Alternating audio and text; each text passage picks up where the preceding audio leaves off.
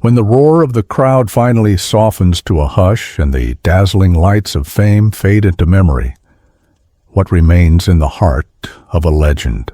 It isn't the awards that sit gathering dust. It isn't the curtain calls that once shook the theater. It isn't even the unforgettable roles that carved her name into Hollywood's history. For Diane Keaton, what lingered in those still late-night hours were 6 unforgettable faces. 6 men who etched themselves into her story. At 79, standing at the quiet threshold between memory and eternity, she allowed a private truth to rise to the surface. There were 6 men she could never fully release. Some made her laugh so deeply that loneliness cracked open.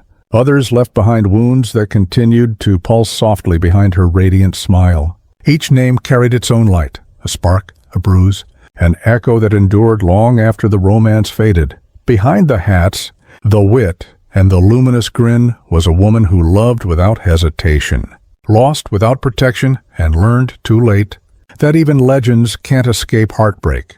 Before we journey through her story, let's take a moment to honor her. Tap the like button and leave a white heart for the woman who turned pain into poetry, silence into art, and her vulnerabilities into a light that never went out. The first love always arrives undefended. It isn't shaped by logic or restrained by fear. It's like a beam of sunlight slipping through dusty windows, eventually fading like twilight over a still ocean. Faces may blur with time, but the heart never forgets that trembling moment when forever seems possible. In 1968, Diane was just 22, a young woman drifting through New York's restless rhythm. The city smelled of rain, cigarette smoke, and jazz. In a small off-Broadway audition room, a nervous girl with a crooked grin stumbled through her lines for a wiry playwright with uncertain eyes, Woody Allen. He wasn't yet a cinematic icon, and she wasn't yet his muse. They were just 2 creative souls colliding in half-light.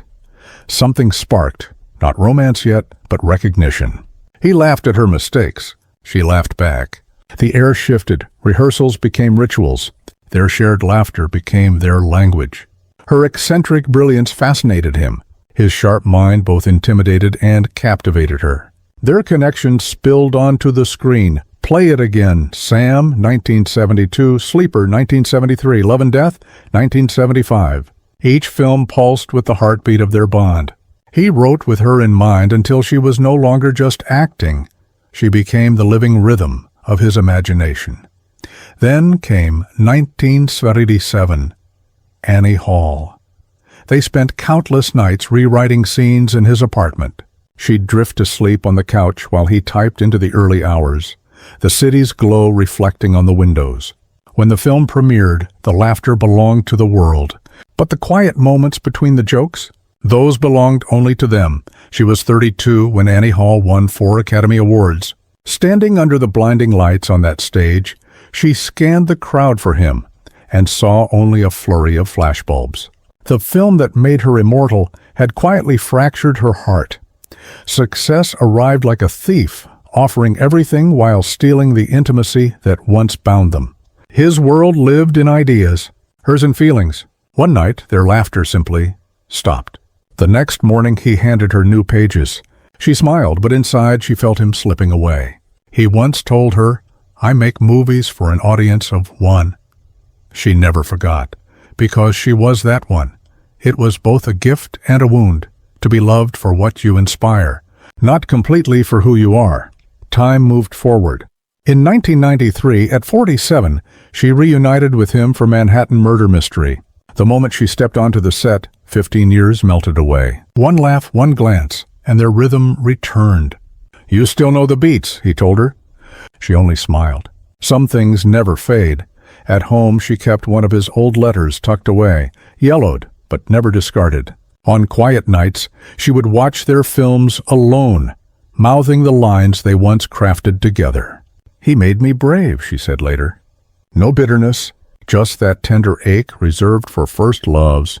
To the world, she would forever be Annie Hall. In her heart, there would always be Woody, the man who changed her, scarred her, completed her, and proved that love, like art, can be most powerful when it doesn't last. If Woody was her first spark, Al Pacino was the wildfire. By 1971, both were on the edge of greatness. On a dusty soundstage beneath a single light, they met. He was a wiry Bronx kid with winter in his eyes. She was California sunlight and linen. Their gaze met, not fireworks, but recognition, like two travelers realizing they'd been walking toward the same horizon. He was cast as Michael Corleone. In that first meeting, the script fell away. Her hesitant smile cracked something open in him. She saw the sadness beneath his armor. There was a sadness in him, she later said. I wanted to make him laugh. And she did. Their chemistry spilled beyond the screen. Sandwiches shared on curbs, late-night talks, his trembling match, her steady hand. They were opposites that fit. His intensity met her luminous calm.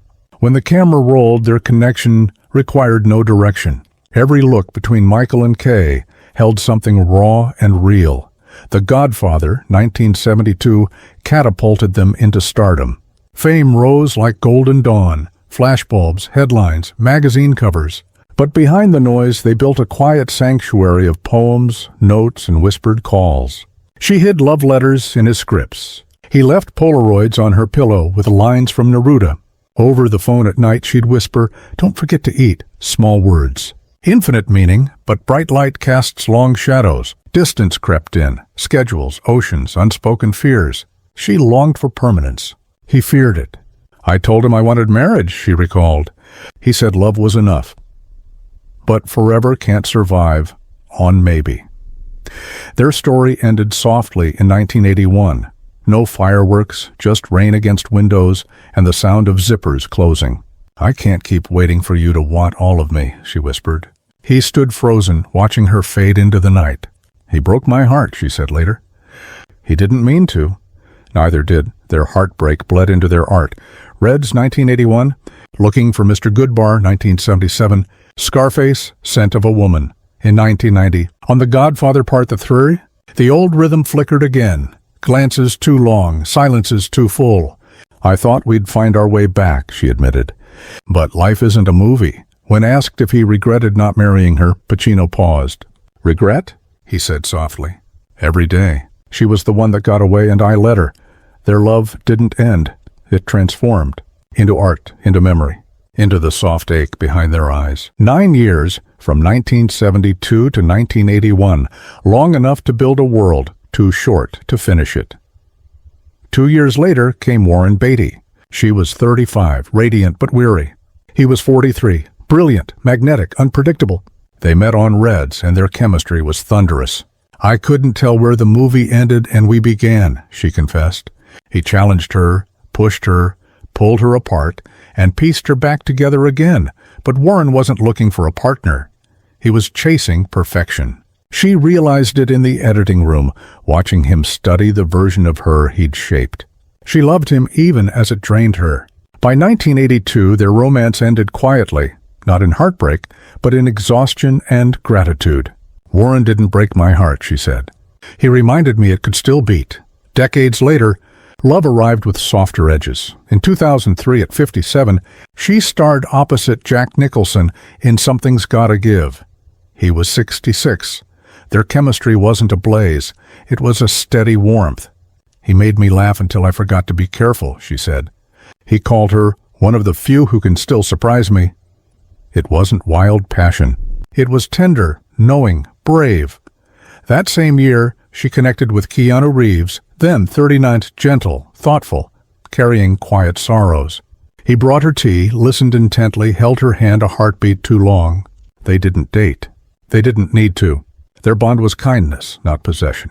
At the 2020 Oscars, their warmth on stage showed that time hadn't dimmed their connection. And then, Richard Gere. She had a quiet crush during Looking for Mr. Goodbar, 1977, but he never noticed. Decades later, they reunited in Maybe I Do, 2023. You've aged beautifully, he teased. You too, she replied. I earned every wrinkle. Their reunion wasn't about romance. It was about recognition, history, grace. He didn't make her heart race. He made it rest. True love found her in 1996 when she adopted her daughter Dexter, and again 5 years later with her son Duke. They saved me, she said, not from loneliness, from forgetting what love feels like. Her home filled with tree houses, lunch boxes, bedtime laughter. "I thought I wanted romance," she joked. "I wanted family." By 2025, illness returned quietly. She faced it with calm grace, walking barefoot through her lavender garden each morning, filling journals with gratitude. On October 11, 2025, sunlight streamed through her library window. A teacup steamed beside her. Her glasses rested on an open page. "I used to fear being alone. Now I know aloneness is where love returns," she passed peacefully. No spectacle, just a breath slipping into eternity. Her children released a simple statement. Our mother passed peacefully at home, surrounded by light, love, and the world she built with her own hands. Fans gathered outside her Brentwood home, candles, wildflowers, folded turtlenecks left like gentle tributes. Woody Allen wrote, "It's grammatically wrong to say most unique, but grammar doesn't apply to Diane." Her face and laugh lit up every room. Keanu Reeves called her a light, his voice steady and reverent.